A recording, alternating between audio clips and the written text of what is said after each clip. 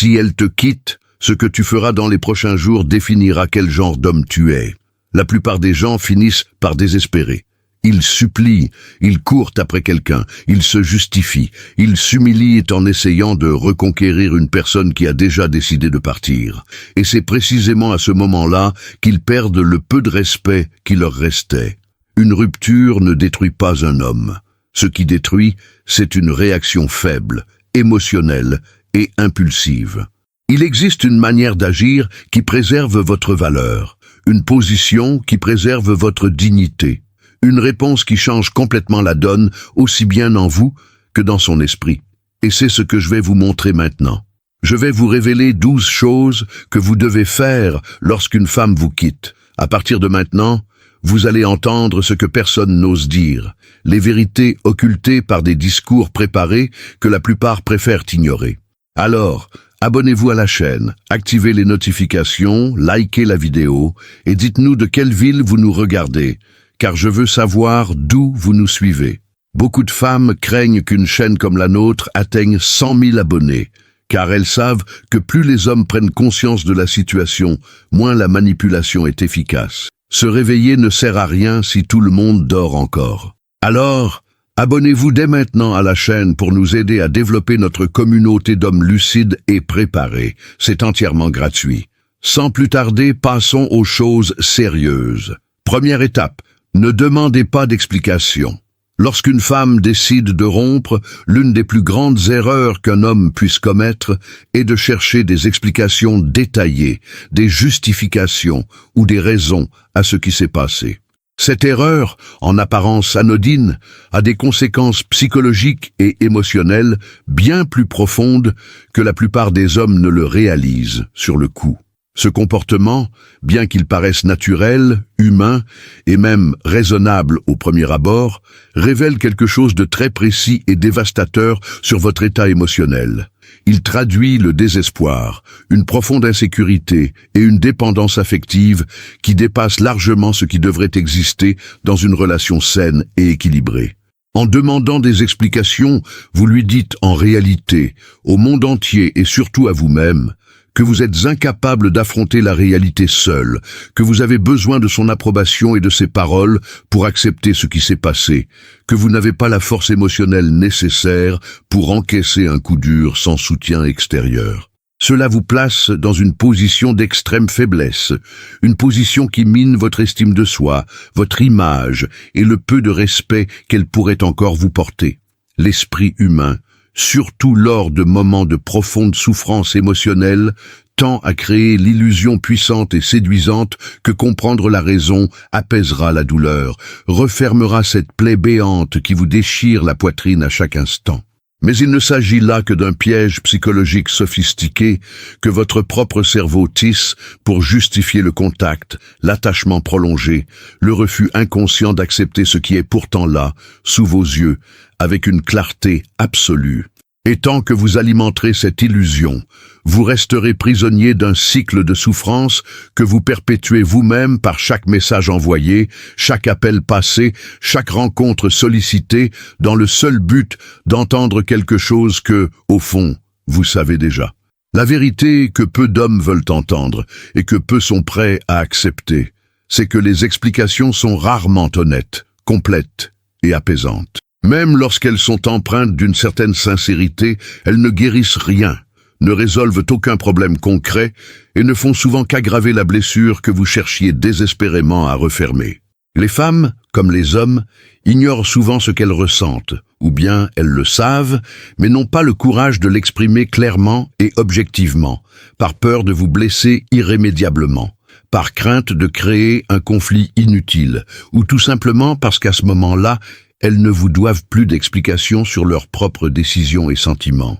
Lorsque vous insistez pour obtenir des explications, vous obtenez dans la grande majorité des cas des versions extrêmement édulcorées de la réalité, des réponses volontairement vagues pour éviter de vous faire souffrir davantage, des demi-vérités soigneusement choisies, voire de petits mensonges construits avec la sincère intention de vous ménager. Et c'est là que le vrai problème commence, car vous allez prendre ces réponses incomplètes et imparfaites et tenter de déchiffrer chaque mot comme s'il s'agissait d'un code secret qui, une fois percé, révélerait la clé de tout. Vous resterez éveillé jusqu'à 3 heures du matin, à relire de vieilles conversations, à interpréter chaque virgule, chaque point, chaque pause, chaque émoticône, chaque changement de ton, essayant de reconstituer un puzzle qui restera toujours incomplet, car les pièces les plus importantes ont été volontairement omises. Et ce processus n'est pas une guérison. C'est une torture mentale que vous vous infligez vous-même, alors qu'il vous suffirait, pour commencer à vous libérer, de simplement reconnaître que le fait même, sa décision de partir, est déjà une réponse complète, totale et suffisante qui se passe de tout complément verbal. Il existe un autre aspect extrêmement dangereux à demander des explications, un aspect que peu abordent avec la profondeur et le sérieux que le sujet mérite réellement. Cet aspect est directement lié à l'effet dévastateur de ce comportement sur la perception qu'elle a de vous en tant qu'homme, en tant qu'être humain et en tant que point de repère émotionnel. Chaque fois que vous lui envoyez un message pour lui demander de parler de ce qui s'est passé, chaque fois que vous l'appelez pour tenter de comprendre les raisons qu'elle n'arrive même pas à exprimer clairement, chaque fois que vous vous présentez devant elle avec ce regard de quelqu'un qui a désespérément besoin de réponses pour pouvoir respirer normalement, vous détruisez de vos propres mains toute attirance, tout respect sincère et toute admiration qu'elle pourrait encore éprouver ou retrouver pour vous, car l'attirance féminine est profondément et indéniablement liée à la perception de la valeur, de la solidité et de la stabilité émotionnelle de l'homme. Un homme qui implore des explications, qui ne peut se soutenir émotionnellement face au rejet, qui a besoin de sa validation et de ses paroles pour aller de l'avant, est un homme qui communique, dans chacun de ses gestes désespérés, que son monde entier tournait exclusivement autour d'elle, que sans sa présence et son approbation, il s'effondre littéralement. Et ce n'est ni de l'amour profond, ni de la dévotion romantique. C'est une dépendance affective malsaine déguisée en sentiment. Aucune femme au monde, quoi qu'elle en dise, ne ressent d'attirance véritable et durable pour un homme dépendant affectivement. L'homme qui ne demande pas d'explication, qui accepte la situation avec sérénité et dignité, qui respecte sa décision sans la questionner, la supplier ni se rabaisser, et qui poursuit sa vie la tête haute et les épaules droites, cet homme non seulement préserve intacte sa dignité et son amour-propre, mais paradoxalement, il est le seul à inspirer une admiration sincère et véritable, car il fait preuve de la qualité la plus rare, la plus précieuse et la plus irrésistible de l'univers, masculin, la maîtrise de soi absolue. Deuxième attitude, accepter le fait avec calme, accepter la fin d'une relation avec dignité, le dos droit et la tête haute, est peut-être l'une des épreuves les plus difficiles et, simultanément, les plus transformatrices qu'un être humain puisse traverser.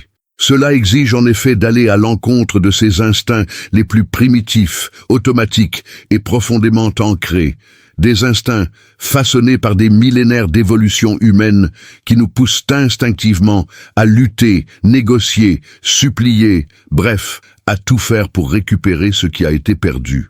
Face à une perte émotionnelle aussi importante que la fin d'une relation essentielle, le cerveau entre dans un état qui, neurologiquement, ressemble de façon frappante à un sevrage chimique intense. Les mêmes centres de récompense, constamment activés par sa présence, son contact, sa voix et sa proximité, sont brutalement privés de stimulation. Et tout l'organisme se lance dans une recherche compulsive pour tenter de retrouver ce confort et ce plaisir antérieur. C'est précisément pourquoi accepter ce fait avec sérénité n'est pas une faiblesse déguisée en force. Ce n'est pas faire semblant de ne pas souffrir.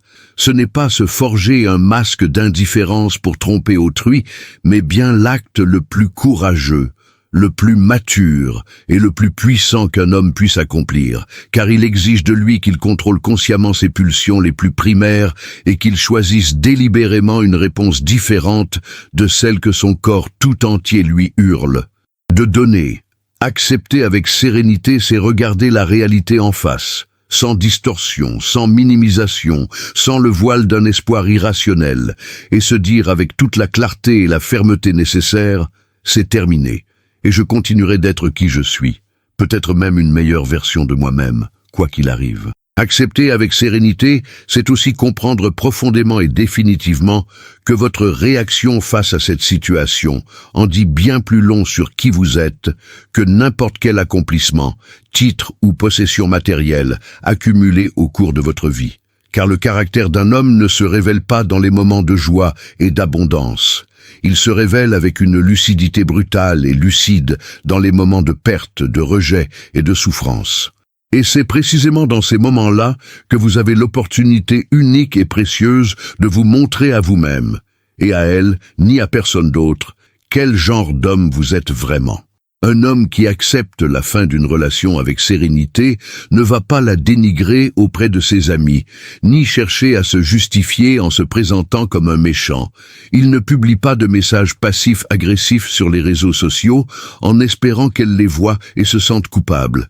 Il ne se présente pas ivre à sa porte à 2 heures du matin pour lui parler. Il n'envoie pas de longs messages audio émotionnellement instables pour tenter de la convaincre qu'elle fait une erreur. Tous ces agissements, outre leur caractère pathétique et contre-productif, révèlent un homme qui n'a pas encore trouvé en lui la force émotionnelle nécessaire pour se soutenir lui-même sans l'approbation d'autrui. Un homme dépourvu de cette force est quelqu'un que toute personne dotée d'un minimum de discernement émotionnel évitera naturellement, car nul ne souhaite s'appuyer sur une structure qui peut s'effondrer à la première épreuve. Accepter avec sérénité, c'est construire cette base en temps réel. C'est forger en soi, au cœur même de la douleur, la structure qui vous soutiendra non seulement aujourd'hui, mais aussi dans toutes les situations difficiles que la vie vous réserve inévitablement. La façon dont vous gérez la faim communique aussi quelque chose de puissant et de silencieux au monde qui vous entoure, et surtout à elle, qui, même si elle ne veut pas l'admettre, observera de loin comment vous vivez tout cela. Lorsqu'un homme accepte la faim avec dignité, sans drame inutile, sans crise de nerfs en public, sans comportement qui ternissent son image, il préserve non seulement son amour-propre, mais il sème aussi une graine de doute subtile mais puissante dans son esprit, un doute silencieux qui dit « Il va bien, il restera lui-même, et peut-être ai-je sous-estimé ce que je perdais ». Ce n'est pas une stratégie calculée pour la reconquérir, car un homme véritablement digne ne pense pas à la reconquérir lorsqu'il se concentre sur sa reconstruction. C'est tout simplement l'effet naturel que produit une authentique dignité masculine sur quiconque a l'occasion de l'observer de près. Cet effet est inestimable. On ne peut l'acheter avec des cadeaux ni le fabriquer avec de belles paroles. Il n'existe que lorsqu'il est réel, lorsqu'il naît d'un véritable respect de soi et d'une conscience profonde de qui vous êtes et de votre valeur. Accepter ce fait avec sérénité est, en fin de compte, l'affirmation la plus éloquente et la plus marquante que vous puissiez faire de vous-même. La déclaration que vous êtes plus fort que la douleur, plus fort que le rejet et plus fort que toutes les épreuves que la vie met sur votre chemin. Troisième option, coupez immédiatement tout contact. Couper les ponts immédiatement après une rupture est l'une des actions les plus douloureuses, contre-intuitives, mais aussi nécessaires et puissantes qu'un homme puisse entreprendre pour son bien-être émotionnel et son processus de guérison. Le mot « immédiatement » n'est ici ni une exagération ni une dramatisation. C'est une consigne précise qui repose sur une compréhension profonde du fonctionnement de la psychologie humaine face à la perte et à l'attachement. Maintenir le contact après une rupture, que ce soit par des messages apparemment anodins, des likes stratégiques sur les réseaux sociaux ou ce simple « salut, ça fait longtemps » que vous hésitez longuement avant d'envoyer, revient à rouvrir une plaie qui commençait à cicatriser. En effet, chaque contact, aussi minime et insignifiant qu'il puisse paraître, relance le processus neurochimique de l'attachement, réactive tous les souvenirs, les émotions et les schémas associés à sa présence et remet votre cerveau en mode recherche et espoir. Autrement dit, vous ne parviendrez jamais vraiment à faire le deuil de cette relation tant que ces liens invisibles resteront actifs. Le contact intermittent est en réalité le moyen le plus cruel et le plus efficace de maintenir une personne prisonnière d'un état de transition émotionnelle permanente, un état d'entre-deux, qui consomme de l'énergie, sape la motivation et empêche totalement toute forme de véritable croissance et de reconstruction. Couper les ponts n'est ni une vengeance, ni une punition, ni une stratégie calculée pour qu'elle vous manque, même si c'est souvent un effet secondaire naturel et inévitable. Couper les ponts est avant tout un acte de profond respect de soi et de compassion. C'est la décision consciente et courageuse de ne pas s'infliger volontairement une souffrance supplémentaire. Lorsque vous maintenez le contact, lorsque vous surveillez ses stories, lorsque vous contrôlez ses publications, ses fréquentations, ses activités, vous alimentez une obsession qui vous ronge lentement de l'intérieur sans que vous vous en rendiez compte. Chaque nouvelle information que vous recueillez sur sa vie est comme un couteau que vous enfoncez dans votre propre plaie, sous prétexte de simplement vouloir savoir comment elle va. Et vous ne voulez pas savoir comment elle va. Vous voulez trouver la moindre preuve qu'elle souffre sans vous, qu'elle est désolée, qu'elle vous manque. Et quand ces preuves ne se manifestent pas, quand vous la voyez sourire sur les photos, sortir avec ses amis et mener une vie apparemment normale, la douleur s'intensifie d'une manière qui aurait pu être complètement évitée si vous aviez simplement eu le courage de fermer cette fenêtre et de ne plus jamais la rouvrir. Couper les ponts, c'est protéger sa tranquillité avec la même ferveur que celle avec laquelle on protège tout ce qui a vraiment de la valeur à vos yeux. Il y a une dimension à la rupture du contact qui dépasse la simple guérison personnelle et qui touche directement aux dynamiques de pouvoir et aux perceptions qui existent entre deux personnes séparées.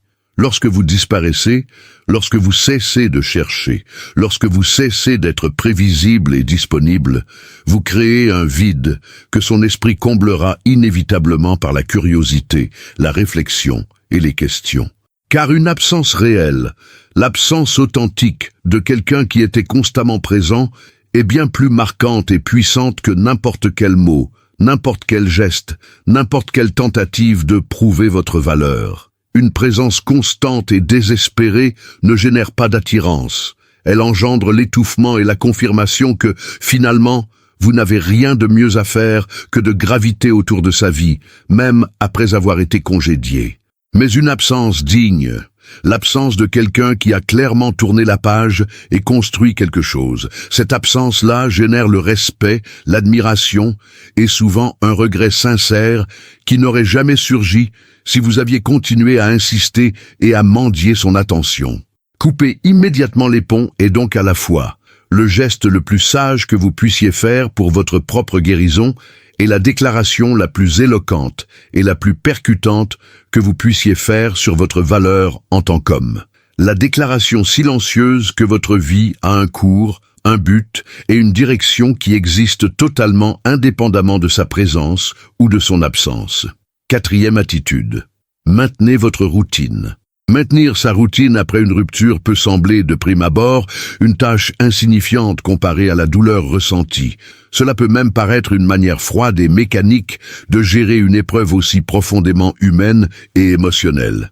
Pourtant, la vérité est que le maintien d'une routine est l'un des piliers les plus solides et scientifiquement prouvés du processus de guérison émotionnelle. Et les hommes qui parviennent à honorer leurs engagements, leurs activités et leurs habitudes, même au cœur de la tempête intérieure, sont précisément ceux qui ressortent de cette expérience plus forts, plus sereins et mieux préparés à l'avenir. Ce qui arrive à la routine d'un homme qui, après une rupture, manque de discipline ou de soutien pour la maintenir, c'est un effondrement progressif et en cascade.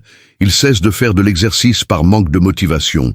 Son sommeil devient irrégulier, car l'insomnie le ronge la nuit et l'épuisement le paralyse le matin. Il commence à mal manger ou à ne plus manger du tout. Il s'isole de ses amis, car il ne veut pas avoir à expliquer ce qu'il ressent. Il néglige son travail, car la concentration a tout simplement disparu.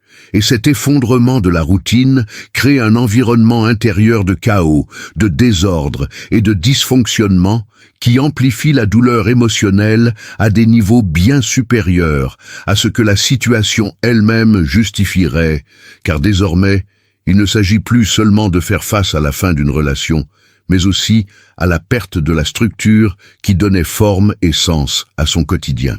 La routine n'est pas qu'une suite de tâches mécaniques et dénuées de sens. À un niveau bien plus profond, elle constitue le fondement de l'identité masculine. C'est l'ensemble des actions répétées et intentionnelles qui définissent qui vous êtes, indépendamment des personnes présentes ou absentes de votre vie. En préservant ce fondement, même face à la douleur, vous envoyez un message extrêmement puissant à votre subconscient. Vous êtes bien plus que cette relation. Votre vie possède une structure et un sens intrinsèques qui n'ont besoin de personne pour la maintenir. Se lever tôt et aller s'entraîner malgré la fatigue et le poids du chagrin est un acte d'héroïsme silencieux que personne ne saluera, mais que votre psyché enregistrera et appréciera profondément. Continuer à être productif au travail lorsque la concentration semble impossible est une petite victoire, certes, mais bien réelle, qui s'ajoute à d'autres et forge au fil du temps un sentiment de compétence et de continuité absolument fondamental pour l'estime de soi durant le processus de guérison. Respecter ses engagements envers ses amis, sa famille et ses projets personnels, même lorsqu'on a envie de s'enfermer dans sa chambre et de laisser le monde défiler, c'est la pratique concrète qui consiste à ne permettre à personne, aussi importante soit-elle, d'avoir le pouvoir de détruire complètement tout ce que l'on a construit et qui l'on est.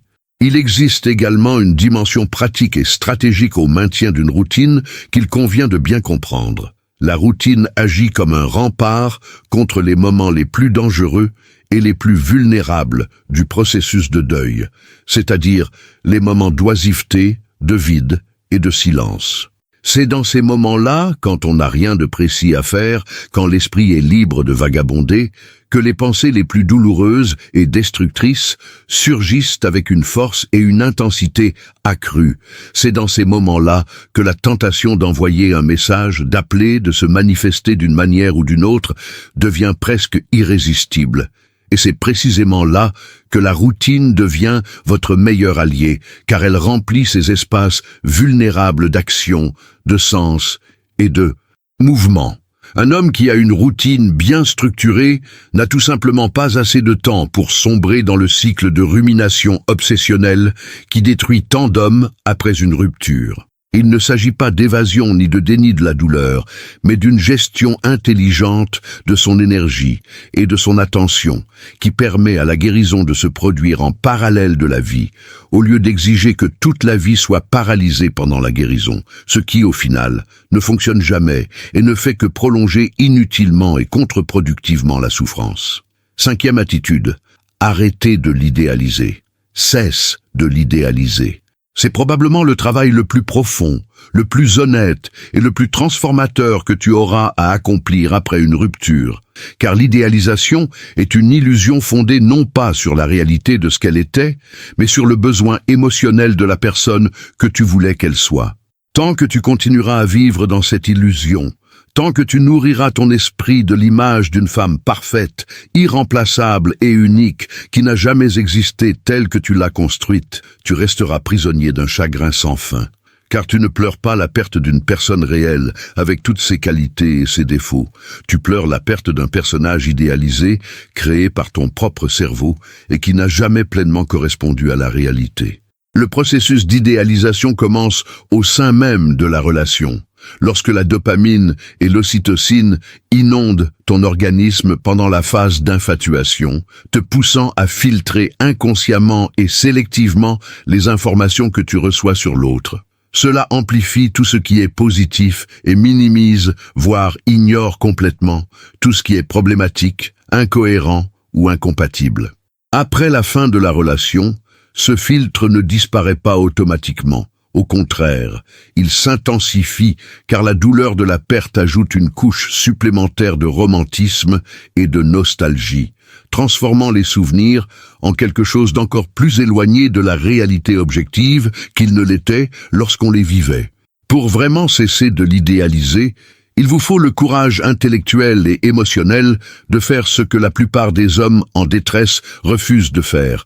Regardez la relation et elle avec une honnêteté brutale et implacable, sans le brouillard de la nostalgie ni la distorsion du chagrin.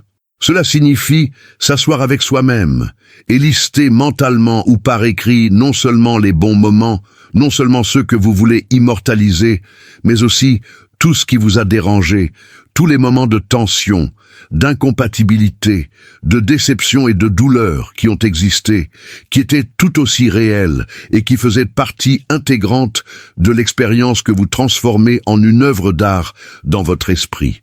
Elle avait des défauts, elle a fait des erreurs, elle vous a déçu à certains moments, elle avait des comportements qui vous ont frustré. Elle n'était probablement pas aussi compréhensive, aussi attentionnée et aussi parfaite que l'image que vous conservez en mémoire. Et il ne s'agit pas de la voir comme une mauvaise personne pour se sentir mieux. Il s'agit de la voir pour ce qu'elle a toujours été. Un être humain ordinaire, avec un mélange de qualités et de défauts, exactement comme vous, exactement comme tout le monde. Et de réaliser que cette personne réelle et imparfaite, n'est pas aussi unique, aussi irremplaçable et aussi extraordinaire que le suggère si fortement l'image que vous vous êtes forgée. Le danger le plus insidieux de l'idéalisation est qu'elle vous maintient prisonnier du passé et compromet gravement votre avenir. Car lorsque vous érigez une personne en mythe, vous comparez automatiquement chaque personne qui entre dans votre vie à cet idéal impossible et irréaliste. Et personne ne pourra jamais atteindre cet idéal, non pas parce qu'il n'existe pas de femmes exceptionnelles, mais parce que l'idéal auquel vous vous comparez n'est pas une personne réelle. C'est une construction mentale parfaite, soigneusement façonnée par le désir et la souffrance. Cela vous plongera dans un état permanent d'insatisfaction et de repli sur soi, vous empêchant de voir et d'apprécier ce qui est réellement à votre portée. Cesser d'idéaliser est en fin de compte un acte de libération totale. C'est le moment où vous décidez que la réalité, avec toute sa complexité, toutes ses imperfections et toutes ses possibilités authentiques, est bien plus riche et bien plus intéressante que n'importe quelle illusion que votre esprit a construite pour se protéger de la douleur de la perte. Et c'est dans ce moment de libération que le processus de véritable guérison commence enfin à se mettre en place de manière cohérente, profonde et permanente. 6e attitude. Élargissez votre cercle social. Élargir son cercle social après une rupture est l'une des décisions les plus judicieuses, stratégiques et transformatrices qu'un homme puisse prendre pour son développement personnel. Il ne s'agit pas simplement de se distraire ou de combler le vide laissé par sa partenaire. Il s'agit d'une véritable et profonde reconstruction de son identité sociale, qui s'est probablement restreinte et centrée sur la relation au fil du temps, parfois même sans qu'il s'en rende compte. L'un des phénomènes les plus courants et insidieusement destructeurs au sein des relations de longue durée est ce que les psychologues appellent la fusion sociale. C'est le processus graduel par lequel deux partenaires remplacent progressivement leurs réseaux sociaux individuels par un réseau commun, où les amis sont ceux du couple, les activités sont celles du couple, et toute la vie sociale s'articule autour de la dynamique de la relation. Lorsque cette relation se termine, l'homme se retrouve seul, non seulement sans sa partenaire, mais aussi sans le réseau de relations qu'il avait avant. Cela amplifie considérablement le sentiment de perte, bien plus que celui ressenti par une personne ayant conservé une vie sociale indépendante et active tout au long de la relation. Élargir son cercle social est donc avant tout un acte de reconquête de son identité individuelle, un acte de reconquête de l'espace social qui lui revient de droit et qui s'est réduit silencieusement pendant qu'il ou elle s'efforçait de construire un monde tournant autour de deux personnes. Élargir son cercle social a également un impact psychologique direct et puissant sur le processus de guérison. Chaque nouvelle connexion authentique, chaque nouvelle personne qui entre dans votre vie et vous voit pour ce que vous êtes aujourd'hui, et non pour ce que vous étiez au sein de cette relation, représente une preuve concrète que le monde est plus vaste que cette relation, qu'il existe des personnes intéressantes, des conversations stimulantes, des expériences enrichissantes et de réelles possibilités qui vous attendent en dehors de la bulle émotionnelle dans laquelle vous êtes emprisonné. Renouer avec les amis négligés pendant la relation est une étape fondamentale et souvent étonnamment réconfortante. Ces amis vous connaissent avant. Ils vous connaissent pour votre essence et non pour le rôle que vous avez joué dans la relation. Se sentir accueilli avec une joie sincère par des personnes qui apprécient votre présence possède un pouvoir de guérison qu'aucune thérapie ni aucun travail solitaire ne peut pleinement reproduire. En plus de reprendre ce qui existait déjà, la recherche active de nouveaux environnements sociaux, que ce soit par le biais de sports d'équipe, de groupes d'intérêt, d'événements, de cours ou de tout autre contexte vous mettant en contact avec de nouvelles personnes, est une façon de vous signaler que vous êtes en mode d'expansion et non en mode de contraction, et ce changement d'attitude modifie complètement la trajectoire de votre processus de rétablissement et de croissance. Un cercle social élargi agit comme un miroir puissant et révélateur, vous aidant à voir clairement qui vous êtes devenu et qui vous pouvez encore devenir. En effet, les personnes qui vous entourent reflètent des aspects de votre personnalité, de votre intelligence et de votre caractère qui restent invisibles lorsque vous êtes isolé ou que votre vie sociale se limite à une seule personne. Fréquenter des environnements sociaux variés vous pousse à être polyvalent, intéressant, à engager des conversations sur des sujets divers, à écouter des points de vue différents des vôtres, à faire preuve d'humour, d'empathie et de capacité à créer des liens authentiques. Tous ces échanges sociaux façonnent et affinent votre présence d'une manière que l'isolement ne saurait offrir.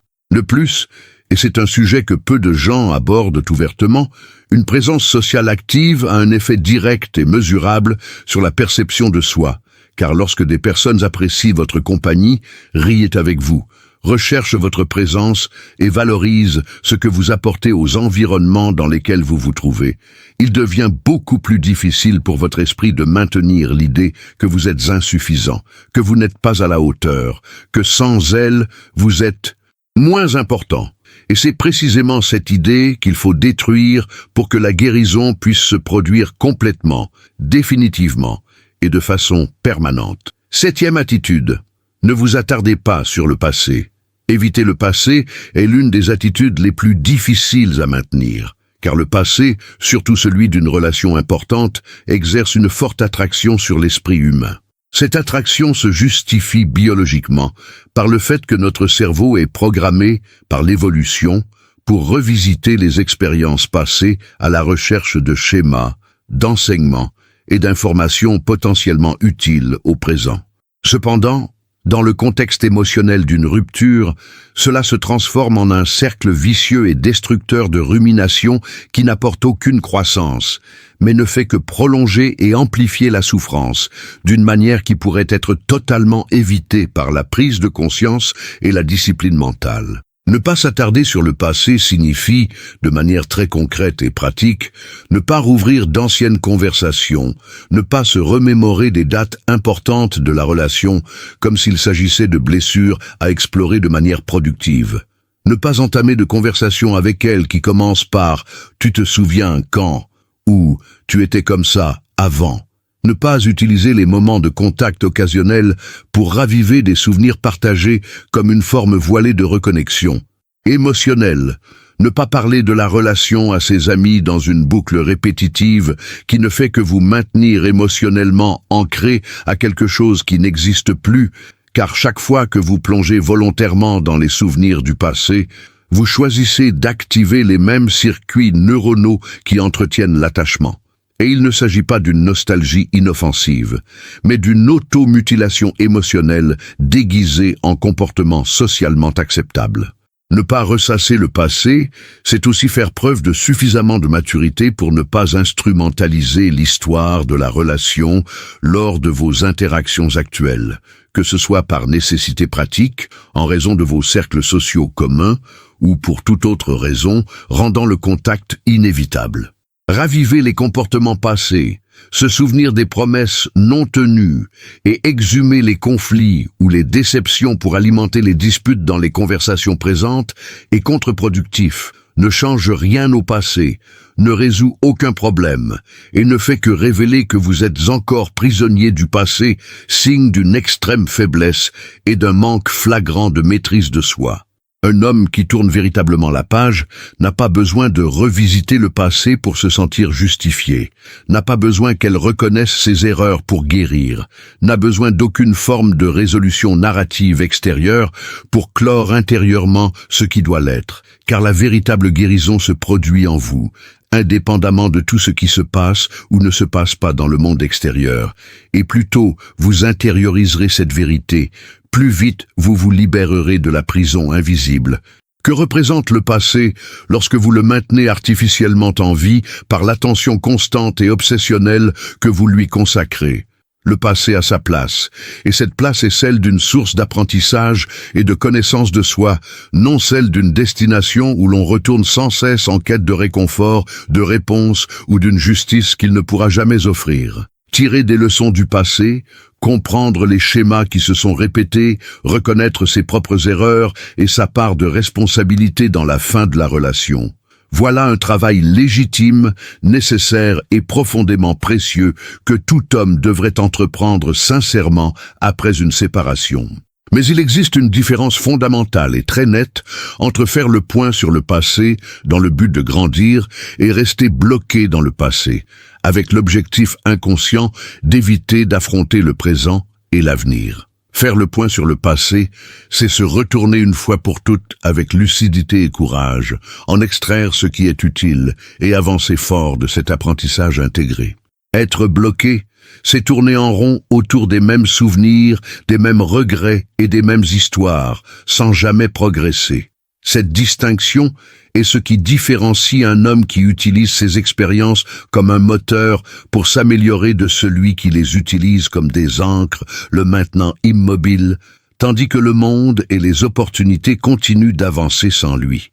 8e point, c'est gratuit. Ne rien exiger après une rupture est une attitude qui va à l'encontre de tout ce que la douleur émotionnelle réclame instinctivement.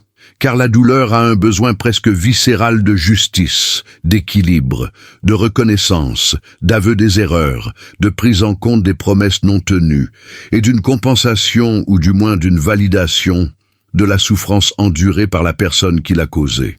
Ce besoin, bien que parfaitement compréhensible d'un point de vue humain, est un piège qui vous maintiendra indéfiniment dans une dynamique de dépendance et de souffrance si vous n'avez pas la lucidité nécessaire pour le reconnaître et le rejeter fermement. Exiger quelque chose d'elle, que ce soit directement et explicitement ou passivement et indirectement, signifie que vous attendez encore quelque chose d'elle pour pouvoir aller de l'avant. Cela signifie que vous lui laissez encore le pouvoir de décider si et quand vous irez bien.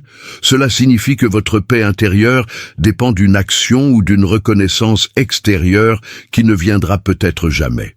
Et bâtir sa guérison sur de telles fondations, c'est comme bâtir sur du sable, car vous attendrez indéfiniment une validation que la plupart des gens n'ont ni la maturité émotionnelle, ni la volonté d'offrir, surtout après la fin d'une relation et la dissolution des responsabilités mutuelles. Ne rien exiger, c'est avoir la sagesse de reconnaître que chacun agit selon ses limites, ses insécurités et ses capacités émotionnelles du moment.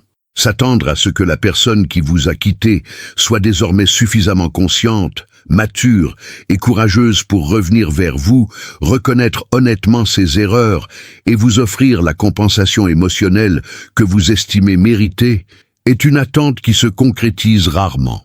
Et même lorsqu'elle se réalise, elle apporte rarement le soulagement escompté, car la source de votre souffrance n'est pas l'absence d'excuses ou de reconnaissance extérieure. La source de votre souffrance est l'attachement, la perte, le deuil de quelque chose d'important, et aucune parole de leur part ne pourra véritablement guérir cette douleur. Ne rien exiger en retour, c'est aussi ne pas faire le bilan mental de tout ce que vous avez fait pour la relation, de tout ce que vous y avez investi, de tout ce que vous y avez renoncé et de tout ce que vous y avez offert, comme s'il existait une dette à rembourser avant de pouvoir tourner la page en toute conscience. Ce type de comptabilité émotionnelle est une façon de rester volontairement attaché à une transaction déjà terminée, et un homme qui passe véritablement à autre chose ne regarde pas ce qu'il a investi avec ressentiment, il regarde ce qu'il a appris avec gratitude. L'attitude consistant à ne rien exiger n'est ni passivité ni faiblesse, ni acceptation passive de la situation.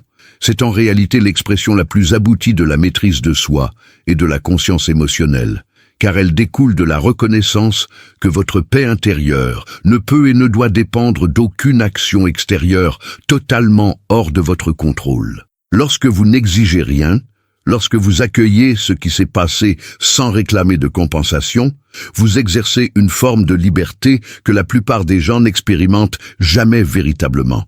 La liberté de ne pas être esclave de vos propres attentes quant au comportement d'autrui, la liberté de déterminer votre propre état émotionnel, indépendamment des actions ou omissions des autres.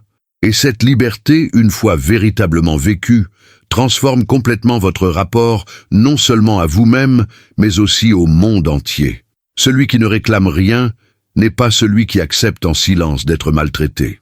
C'est un homme qui reconnaît que la meilleure réponse à toute situation injuste n'est pas d'exiger un paiement, mais de se retirer dignement, de décider de ne pas participer à des dynamiques qui diminuent sa valeur et épuisent son énergie, et d'aller de l'avant sans regarder en arrière, la conscience tranquille, sachant qu'il ne s'est pas abaissé au niveau de la situation. 9e attitude, ayez le choix.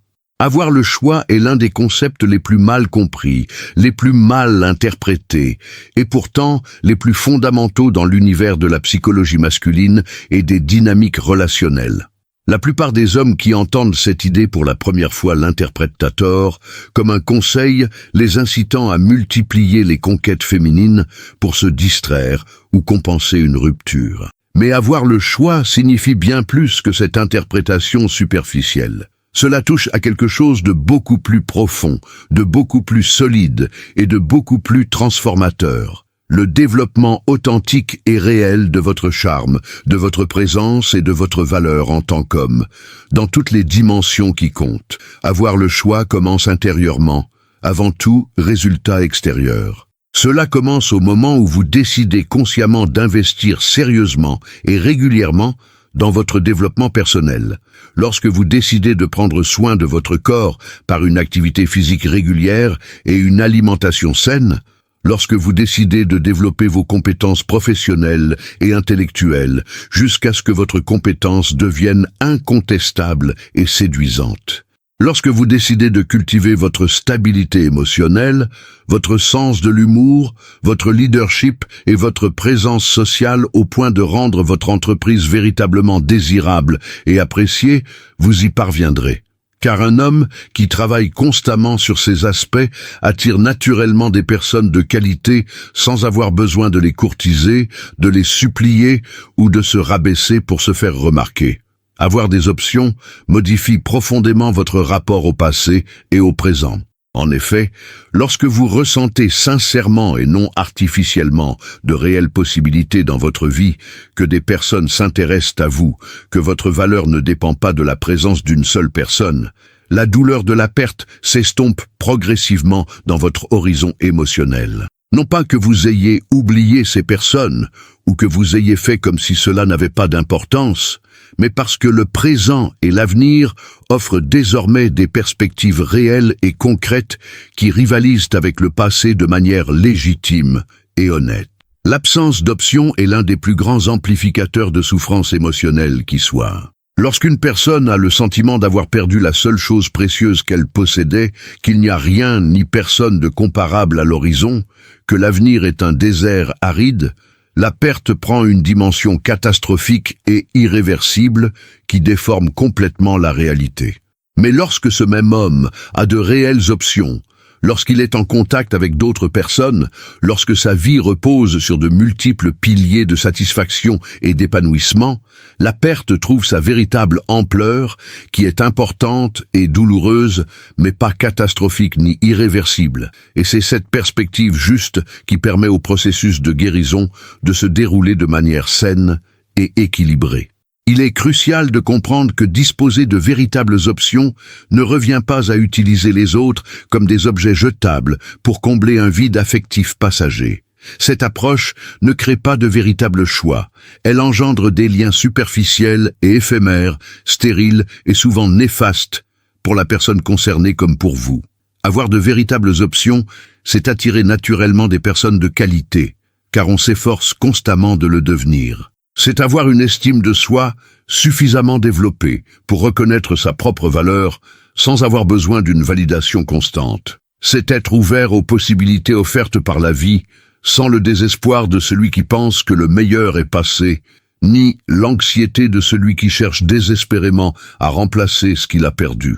Un homme doté de véritables options choisit dans l'abondance, non dans le manque. Il agit avec force, non dans le désespoir. Cette différence fondamentale d'état d'esprit transforme non seulement les résultats de ses interactions, mais aussi la qualité de son expérience de vie, car la véritable abondance prend racine en soi bien avant de se manifester dans le monde extérieur. 10e attitude, utiliser la douleur comme carburant. Utiliser la douleur comme moteur est la transformation alchimique la plus puissante qu'un homme puisse opérer sur lui-même après une rupture. La différence entre ceux qui sortent anéantis d'une séparation et ceux qui en ressortent transformés réside précisément dans la manière dont ils choisissent d'appréhender la douleur que cette expérience engendre inévitablement. La douleur émotionnelle intense, celle qui vous réveille, vous accompagne le jour et vous empêche de dormir, est une forme d'énergie extrêmement puissante et concentrée. Et comme toute forme d'énergie, elle ne disparaît pas simplement parce qu'on le souhaite. Elle doit aller quelque part, elle doit être canalisée. La question fondamentale qui déterminera le cours de votre vie dans les mois et les années qui suivront la rupture est: où allez-vous diriger cette énergie? Allez-vous la laisser s'enfouir en vous, alimentant ressentiment, dépression, addiction et isolement? Ou allez-vous consciemment la transformer en force motrice, en motivation, en carburant pour construire une version de vous-même qui n'aurait pas été possible sans la pression et l'intensité de cette expérience? Les plus grands projets, les plus grandes transformations et les plus grandes réussites dans la vie de nombreux hommes extraordinaires ont été directement catalysés par des expériences de perte, de rejet et de douleur, non pas malgré la douleur, mais précisément grâce à elle. Car la douleur, lorsqu'elle est correctement canalisée, a la capacité de mobiliser des ressources internes auxquelles le confort et la stabilité ne pourraient jamais accéder. Pour utiliser efficacement la douleur comme moteur, il faut d'abord opérer un changement fondamental dans le récit que l'on se raconte sur ce qui se passe. Le récit que vous adoptez de votre expérience détermine directement le sens que vous en retirez et, par conséquent, les actions qu'elle vous inspirera. Si vous adoptez le récit de la victime, si vous passez votre temps, intérieurement et extérieurement, à décrire à quel point vous avez été lésé, à quel point vous avez été lésé, à quel point ce qui vous est arrivé était injuste, ce récit vous place dans une position d'impuissance et de passivité qui ne génère aucune action constructive, seulement du ressentiment et de la stagnation. Mais si vous adoptez le récit de la personne forgée par une expérience difficile, qui utilise ce moment de douleur comme un tournant, comme un catalyseur pour une meilleure version de soi-même, ce récit vous place en position d'agentivité et de force, transformant chaque instant de souffrance en une nouvelle raison d'agir, de créer, de se former, d'apprendre, de grandir et de construire. La douleur que vous ressentez n'est pas la preuve de votre faiblesse, mais celle de votre véritable attachement. Et un homme capable d'un tel attachement possède une grande sensibilité qui, bien canalisée, est un atout inestimable et non un défaut à dissimuler. Le chagrin possède une caractéristique bien précise qu'il est important de reconnaître et d'exploiter. Il est le plus puissant dans les premières phases, le plus intense et le plus urgent durant les premiers mois suivant la séparation, puis son intensité diminue naturellement avec le temps et la guérison. Cela signifie que le moment présent, aussi difficile et pesant soit-il, est aussi celui où vous avez le plus d'énergie à transformer en mouvement, en action et en construction. Ne gaspillez pas cette énergie à ruminer. Ne la gaspillez pas en discussions stériles sur ce qui s'est passé. Ne la dissipez pas dans l'alcool ou des distractions futiles. Investissez-la dans la formation, dans vos affaires, dans ce projet que vous avez toujours remis à plus tard, dans le développement de compétences qui changeront le cours de votre vie, dans toute action qui vous rapproche de la version de vous-même que vous savez être capable d'être, mais que la zone de confort de la relation a peut-être étouffé. Car dans un an, lorsque vous regarderez en arrière et verrez tout ce que vous avez construit à partir de ce moment douloureux, vous comprendrez que cette rupture, aussi dévastatrice qu'elle ait pu paraître à l'époque, a été le point de départ de la meilleure période de votre vie. Et cette perspective, cultivée aujourd'hui avec foi et discipline, est ce qui vous permettra d'avancer même les jours où le poids semblera insupportable. 11e attitude. Créer des limites non négociables. Établir des limites non négociables après une rupture, et même tout au long de votre relation, est l'une des formes d'auto-soin et de respect de soi les plus matures et les plus réfléchies qu'un homme puisse adopter. L'absence de ces limites est souvent un facteur central, non seulement de la souffrance ressentie après la rupture, mais aussi des schémas relationnels dysfonctionnels qui vous ont conduit à cette situation. Une limite non négociable n'est pas un mur érigé par peur et ressentiment, ni une attitude défensive et rigide de quelqu'un qui a été blessé et a décidé de ne plus jamais se montrer vulnérable. Il s'agit d'une affirmation claire, consciente et fondée des comportements, dynamiques et situations que vous êtes prêt à accepter dans votre vie, et de ceux qui vont à l'encontre de vos valeurs, de votre bien-être et du respect que vous vous devez. La plupart des hommes qui n'ont pas de limites claires n'en sont pas arrivés là par manque d'intelligence. Ils ont agi ainsi car, à un moment donné de leur vie, ils ont appris, par l'expérience et le conditionnement, que l'amour se mérite par la tolérance, qu'exprimer ses besoins et fixer des exigences éloigne les autres, et que se rendre invisible est la meilleure façon d'être accepté. Ces croyances, aussi profondément ancrées soient-elles, doivent être identifiées, remises en question et remplacées par une compréhension plus saine et plus réaliste de ce que sont l'amour véritable et le respect mutuel dans une relation saine. Les limites non négociables que vous devez établir maintenant ne concernent pas seulement vos futures relations avec elle. Elles s'appliquent à toutes vos relations, à toutes les personnes qui entrent dans votre vie, et elles doivent être définies par une réflexion honnête et profonde sur les leçons tirées de cette expérience. Demandez-vous sincèrement quel comportement vous avez toléré trop longtemps, quelle situation vous avez ignorée malgré des signaux d'alarme évidents, car le désir de préserver la relation primait sur votre amour propre. Quel moment vous vous êtes rabaissé, êtes resté silencieux ou avez agi à l'encontre de vos valeurs les plus fondamentales, simplement pour éviter les conflits ou maintenir la paix à tout prix. Car c'est précisément dans ces moments-là que vos limites étaient absentes, et c'est précisément dans ces moments-là que vous avez, par vos actes, montré ce qui était acceptable pour vous, et que votre entourage a intégré cette leçon et agi en conséquence. Établir des limites non négociables maintenant ne consiste pas à punir les expériences passées, mais à garantir un avenir plus solide, plus honnête et plus respectueux pour toutes les personnes concernées. Une limite véritablement non négociable possède une caractéristique bien spécifique qui la distingue d'un ultimatum vide de sens ou d'une posture de façade. Elle est maintenue quelles que soient les réactions qu'elle provoque, qui que ce soit qui la teste, et quel que soit le coût émotionnel immédiat de son maintien. Un homme aux limites réelles et solides n'a pas besoin de les proclamer à tous, ni de faire de grands discours sur ce qu'il tolère ou non.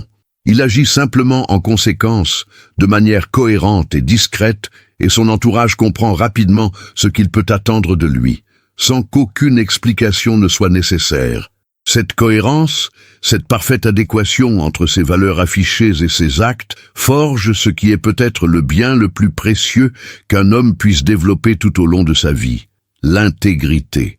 C'est la réputation que l'on se forge, la conviction profonde et inébranlable que ses actions reflètent ses valeurs, et que cette cohérence intérieure n'est ni à vendre ni à négocier avec qui que ce soit. Aucune relation, aucune promesse d'amour qui exigerait de renoncer au respect que l'on se doit. 12e attitude. Avancer sans regarder en arrière. Avancer sans se retourner, c'est la synthèse de tout ce qui a été construit au fil des 11 attitudes précédentes. C'est l'acte final et définitif d'un processus de transformation qui commence par la douleur et s'achève par la liberté. Et quand je dis avancer sans se retourner, je ne dis pas qu'il faut faire comme si le passé n'avait jamais existé, que la relation n'avait pas d'importance, ou que cette personne n'a pas laissé une empreinte réelle et profonde sur ce que vous êtes aujourd'hui. Je dis qu'il faut parvenir à un point où le passé occupe la place qui lui revient, une expérience qui vous a façonné et non une prison qui vous définit. Un souvenir que l'on peut évoquer sans douleur paralysante, et non un fardeau que l'on porte à chaque pas.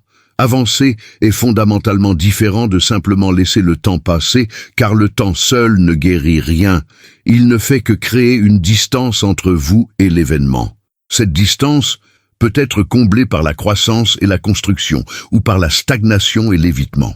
La différence entre ces deux chemins ne réside pas dans le temps écoulé, mais dans l'ensemble des choix conscients que vous avez faits durant cette période quant à votre mode de vie, vos projets et la personne que vous souhaitiez devenir. Aller de l'avant est un choix actif. C'est une direction que vous choisissez chaque jour, une affirmation renouvelée quotidiennement de votre engagement envers votre avenir, un engagement plus fort et plus passionné que celui que vous portez à la préservation d'un passé immuable. Avancer sans se retourner, c'est aussi accepter l'ambiguïté et l'inachèvement inhérent à toute expérience humaine. Car l'un des plus grands obstacles à un véritable passage à autre chose est la quête d'une fin parfaite, d'une résolution narrative limpide, où tout est logique, où toutes les questions trouvent une réponse, où toutes les blessures sont apaisées, et où toutes les leçons sont pleinement intégrées avant de s'autoriser à aller de l'avant. Or, ce genre de fin parfaite est rare dans la réalité, car la vie est complexe, ambiguë et incomplète, et ne correspond pas au récit que nous aimons construire autour de nos expériences. On peut avancer sans comprendre pleinement pourquoi les choses se sont passées ainsi, sans résoudre tous les problèmes émotionnels soulevés par la relation, avec des questions sans réponse et des cicatrices encore en train de guérir. Car avancer ne requiert pas la perfection. Cela exige seulement le courage de décider d'ouvrir un nouveau chapitre, que le précédent est ou non une conclusion satisfaisante. Attendre cette conclusion parfaite avant de commencer à vivre est une forme sophistiquée de procrastination émotionnelle qui peut durer des années si l'on n'a pas le courage d'y mettre fin. L'homme qui avance véritablement sans se retourner n'est pas celui qui est devenu insensible, froid, calculateur et imperméable à l'amour. C'est celui qui a tissé en lui une relation si profonde et riche avec son identité, ses valeurs et sa vision de l'avenir qu'aucune perte, aussi douloureuse soit-elle, ne peut le redéfinir ni limiter son potentiel. Cet homme porte un regard reconnaissant sur son passé, empreint de compassion pour lui-même et pour tous ceux qui l'ont vécu, avec la sérénité de celui qui sait que chaque expérience, bonne ou mauvaise, était nécessaire à son épanouissement. Aujourd'hui, il est un homme plus conscient, plus fort, plus entier et plus apte à construire des relations et des expériences véritablement extraordinaires qu'il ne l'aurait jamais été sans ces épreuves. Aller de l'avant sans regarder en arrière est l'affirmation la plus complète et la plus puissante qui soit sur ce que vous avez appris et sur qui vous êtes devenu grâce à cette expérience. Et c'est dans ce mouvement vers l'avant, dans cet engagement indéfectible envers votre propre évolution, que réside la plus grande victoire qu'une personne puisse remporter après une perte, la victoire sur soi-même. Si cette vidéo vous a touché, montrez votre soutien. Aimez-la, abonnez-vous à la chaîne et écrivez gratitude en commentaire. Ce simple geste permet à l'algorithme de diffuser ce message à davantage d'hommes qui ont besoin d'ouvrir les yeux et de retrouver leur force intérieure. Chaque interaction que vous faites contribue à ce mouvement. Merci de nous suivre. Restez connectés. Chaque jour, nous partageons des idées et des conseils pour vous aider à renforcer votre mental, à reconstruire votre confiance en vous et à prendre votre destin en main. Gros bisous et à bientôt dans la prochaine vidéo.